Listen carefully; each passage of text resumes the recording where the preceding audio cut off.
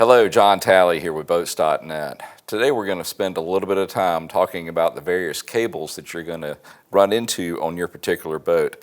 Now, you may have one that's a little bit older like mine, and it may be time to go ahead and freshen up and upgrade those cables. So how do you go about determining which one's going to fit on your boat, and more importantly, how do you measure it to at least know which one to order?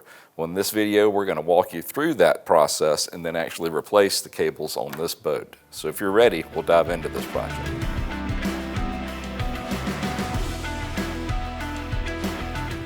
Now, I know it can be a really daunting task when you look at all the different applications and configurations when it comes to the control side versus the engine side of your cable. But if you take your time, do a little bit of research on your boat, take careful pictures of what you've got, then you should be able to line up what cable you need to replace.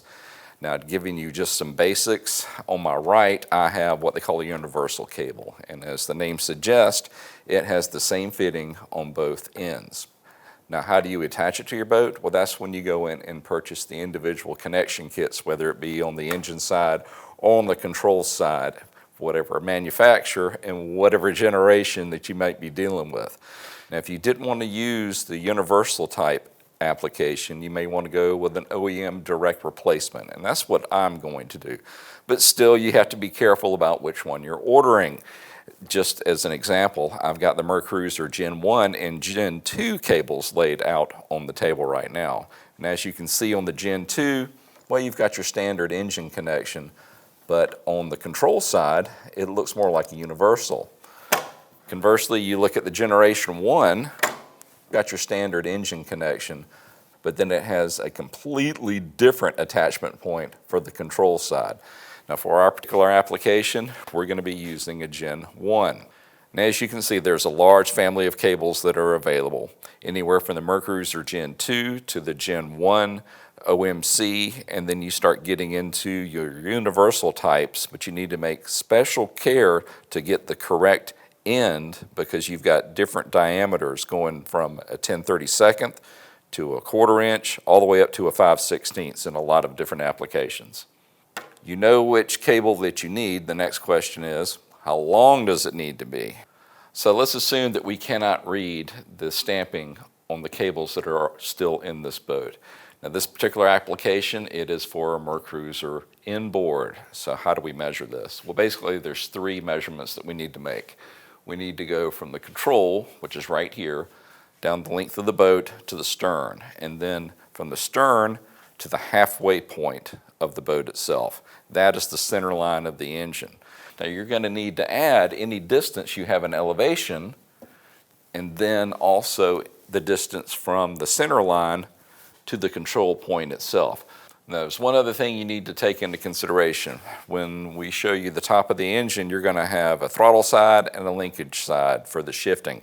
You have to take that into account as well. So whatever that center line number is, that'll be fine for in this case for the shifter side.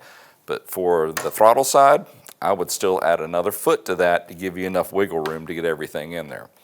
Now, what if we had an outboard instead of an inboard like we do on this particular boat?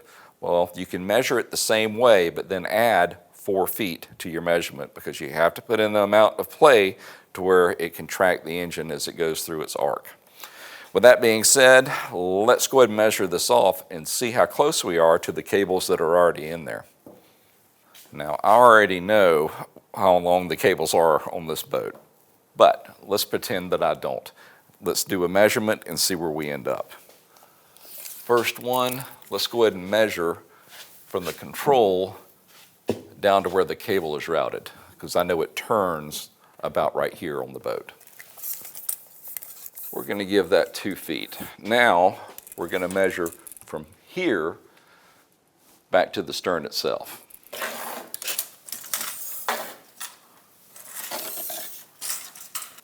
All right, guys, to this point, and that's where the cable is going to turn, we're at 12 feet. Now, let's measure to the center line of the boat. That is actually 3 feet. So that's 2 plus 12 all the way back. It's 14, 15, 16, 17. And then if you're looking at the top of the engine, roughly a foot forward. Well, all right, guys, that gives us 18 feet on the shift side and 19 feet over on the throttle side. But guess what? I knew that before we started this process, but that verifies that this particular way of measuring is going to give you an accurate result. Well, listen, I'm going to get busy and replace the cables that are in here, but if you need any parts for your boat, why don't you come see us at boats.net and we can get you taken care of. If you have any questions or comments about this video, leave them in the section below and I'll do my best to answer them. And hey, if you like what you see, go ahead and hit that subscribe button. That way you can keep up with whatever I'm working on next. We just want to say thank you for shopping here with us at boats.net, and we will see you in the next video. Y'all have a great day.